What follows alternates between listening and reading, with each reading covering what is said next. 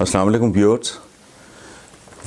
مسلسل سیاست پہ لکھتے لکھتے نا کراہت سی محسوس ہونے لگی، تو میں نے کہا ذرا درویشوں، فقیروں اور اولیاء کی دنیا کی طرف چلتے ہیں. تو کالم ہے، اس میں چند بزرگوں کے چھوٹے چھوٹے واقعات ہیں جو میں آپ کے ساتھ شیئر کرتا ہوں. ایک سوداگر حضرت حاتم کی خدمت میں حاضر ہوا. یہ حاتم تائی نہیں ہے، یہ حاتم اسم ہے، اور عرض کیا کہ میرے پاس بہت سا مال ہے، میں چاہتا ہوں کہ آپ اور آپ کے مریدوں کو اس میں سے کچھ پیش کروں. آپ نے مسکراتے ہوئے فرمایا، تمہارا بہت بہت شکریہ، لیکن میں سوچتا ہوں اور ڈرتا ہوں کہ اگر تم مجھ سے پہلے اس دنیا سے رخصت ہو گئے تو مجھے کہنا پڑے گا، اے آسمان سے روزی دینے والے، زمین سے روزی دینے والا مر گیا ہے، یعنی اب ہمیں روزی کہاں سے ملے گی. حضرت امام ابو حنیفہ نے تکبر اور غرور کے متعلق ایک بہت ہی عجیب و غریب بات کی. آپ نے فرمایا کہ دنیا میں جتنے بھی گناہ ہیں ان کی سزا میں تو دیر سویر ہو سکتی ہے، لیکن غرور اور تکبر ایک ایسا گناہ ہے جس کی سزا فوراً مل جاتی ہے، کیونکہ متکبر فوری طور پہ اللہ کی مخلوق کی نظروں سے گر جاتا ہے. حضرت ابو ہریرہ فرماتے ہیں کہ 3 آدمی فی الفور جنت میں داخل ہوں گے. سبحان اللہ. ابو ہریرہ فرماتے ہیں کہ 3 آدمی فی الفور جنت میں داخل ہوں گے. اول، جو اپنے کپڑے دھونا چاہے تو اسے کوئی پرانا کپڑا نہ ملے جس کو پہن کر وہ پہنے ہوئے کپڑے دھو سکے. دوسرا، وہ شخص جس نے اپنے چولہے پر کبھی دوسری ہنڈیا نہیں چڑھائی، یعنی توفیق نہیں ہوئی. اور تیسرا، وہ شخص جو اپنے کم سن معصوم بچوں کی خوشی کے لیے وہ شے خریدنے کی استطاعت نہ رکھتا ہو جس کے لیے اس کے معصوم بچے مچل رہے ہوں یا ان چیزوں کی خواہش کر رہے ہیں. جناب سعدی اپنے والد کے ساتھ سفر کر رہے تھے. دوران سفر ایک رات اپنے والد کے ساتھ قرآن پاک کی تلاوت کرتے رہے. تہجد کے وقت آپ نے نماز پڑھی جبکہ دوسرے اہل قافلہ سو رہے تھے. تو آپ نے اپنے والد سے کہا، یہ کیسے بے خبر لوگ ہیں جو نیند میں غرق ہیں اور ان کو اتنی بھی توفیق نہیں کہ اٹھ کر نماز ہی پڑھ لیں. ان کے والد نے کہا، جانے پدر لخت جگر، اگر تم بھی سوئے ہی رہتے تو بہتر تھا، تاکہ لوگوں کی غیبت تو نہ کرتے. حضرت حمدان کا تقوی اس قدر تھا کہ اپنے ایک بیمار دوست کے سرہانے بیٹھے جو بستر مرگ پہ تھا. باقی لوگ بھی دعا کر رہے تھے. وہ دوست جو عالم نزا میں تھا وہ اللہ کو پیارا ہو گیا. تو چند لمحوں کے بعد آپ نے وہ جو چراغ جل رہا تھا وہ بجھا دیا. لوگوں نے وجہ پوچھی تو کہا کہ چند لمحے پہلے تک یہ ہمارے دوست کا مال تھا، اب یہ یتیموں کی امانت ہے.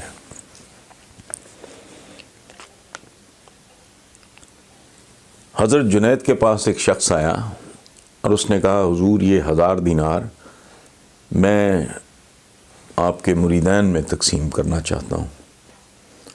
آپ نے کہا کہ بھلے آدمی، کیا ان 1000 دیناروں کو علاوہ بھی تمہارے پاس کوئی مال ہے؟ اس نے اس بات میں سر ہلایا اور کہا، جی حضور بالکل ہے.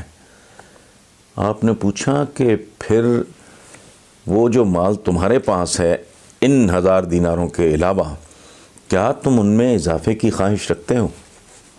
اس نے کہا، جی بالکل رکھتا ہوں. آپ نے فرمایا، پھر یہ 1000 دینار بھی تم ہی لے جاؤ، چونکہ تم ہی سب سے زیادہ ضرورت مند ہو. ربیع بن ہاشم نے اپنے گھر کے صحن میں قبر بنا رکھی تھی اور اکثر اس میں لیٹ جایا کرتے تھے اور ایک جملہ بولا کرتے تھے کہ ایک پل کے لیے بھی میں موت کو بھول جاؤں تو روح سیاہ ہو جاؤں گا۔ شیخ ابو الحسن نے اپنے نئے غلام سے پوچھا تو کیا کھانا پسند کرے گا؟ بولا جو آپ کھلائیں۔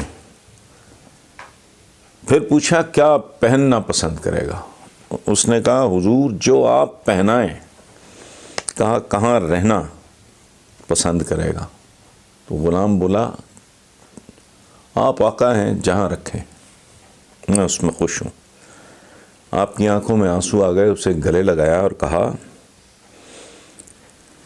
تیری جو حالت میرے ساتھ ہے کاش بالکل یہی حالت میری اپنے رب کے ساتھ ہو، یعنی اس کے ہر فیصلے کو خوشی سے قبول کر لینا، اور کہا اے غلام تو کس قدر مبارک ہے۔ حضرت وہاب اکثر کہا کرتے تھے کہ آؤ ہم اس گناہ سے توبہ کریں جس سے توبہ کرنا لوگوں نے چھوڑ دیا ہے۔ کسی نے پوچھا وہ کیا ہے تو بولے دنیا کی محبت۔ ان قریب لوگ دنیا کو اچھا جانیں گے اور یہاں تک کہ اس کے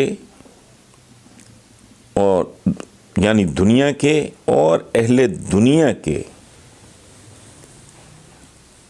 شوق میں یا پرستش میں مبتلا ہو جائیں گے۔ مطلب کیا؟ سرتاپا دنیا دار ہو جائیں گے۔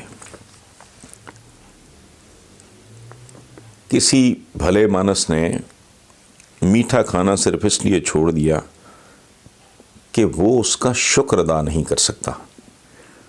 خواجہ حسن بصری کو علم ہوا تو اس آدمی کو پیغام بھیجا کہ اے بھلے آدمی ذرا غور کر، کیا تو ٹھنڈے پانی کے ایک گھونٹ کا شکر ادا کر سکتا ہے؟ حضرت عبداللہ درزیوں کا کام کرتے تھے۔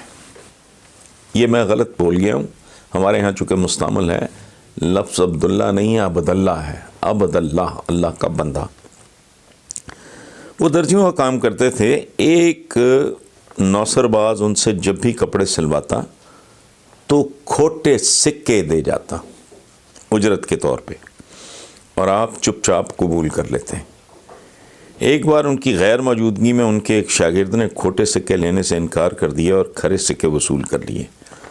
آپ کو واپسی پہ علم ہوا تو اپنے شاگرد سے بولے بیٹا تو نے اچھا نہیں کیا، کیونکہ یہ آدمی عرصہ دراز سے میرے ساتھ یہی کچھ کرتا آ رہا ہے اور میں نے بھی اسے کبھی نہیں جتایا، اور ہر بار اس خیال سے کھوٹے سکے بخوشی قبول کر لیے کہ اگر میں نے نہ لیے تو یہ میرے کسی اور مسلمان بھائی کو فریب دے گا۔ ابن سیرین نے ایک شخص سے پوچھا کیسے ہو؟ اس نے کہا مقروض ہوں اور کثیر العیال ہوں۔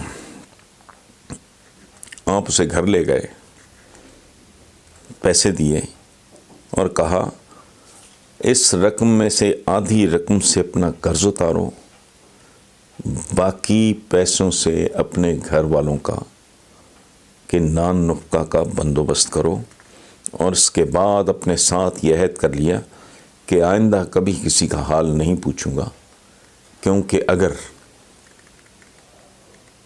میں اس کی مدد نہ کر سکا تو پھر میرا کیا حال ہوگا۔